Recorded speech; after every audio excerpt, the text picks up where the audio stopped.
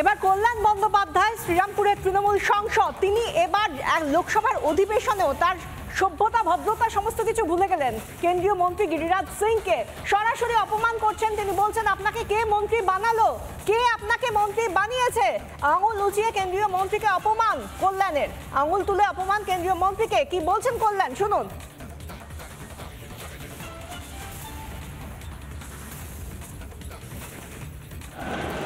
Sir, repeatedly last 3 years we are saying about that the benefits of the Manrega is not being extended to the West Bengal.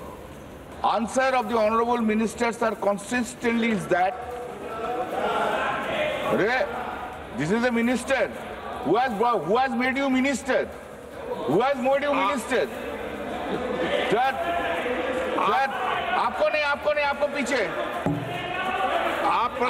आपको पीछे whether will you implement or not implement, if there is a corruption, why you are not taking them into the custody, why you are not taking steps? But you can't say that it will not be believed. Giriraj Singh, this is not accepted. You are a central minister, you are behaving like this. You are behaving like this. What is this? Therefore you can't take steps. No. Why Giriraj Singh will pass the comment? Don't do this thing. Don't do this thing. কেন্দ্রীয় মন্ত্রী গিরিরাজ সিংকে কল্যাণ বন্দ্যোপাধ্যায়ের অপমান এবং কল্যাণকে পাল্টা জবাব দিলেন অর্জুন রাম মেঘওয়াল। কি বলেছেন শুনুন।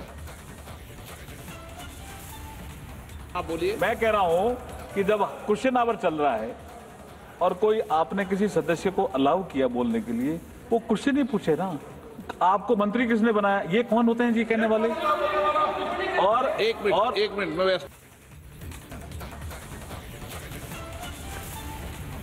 তৃণমূল সভাপতি নবীন ঘোষাল তার বিজেপি কর্মীদের উদ্দেশ্যে আজব নিদান, একদম চাঞ্চল্যকর নিদান, তাও আবার মদন মিত্রের সামনেই। তিনি বলছেন বিজেপি কর্মীদের চামড়া গুটিয়ে দেওয়া হোক। কি বলছেন নবীন ঘোষাল, শুনুন।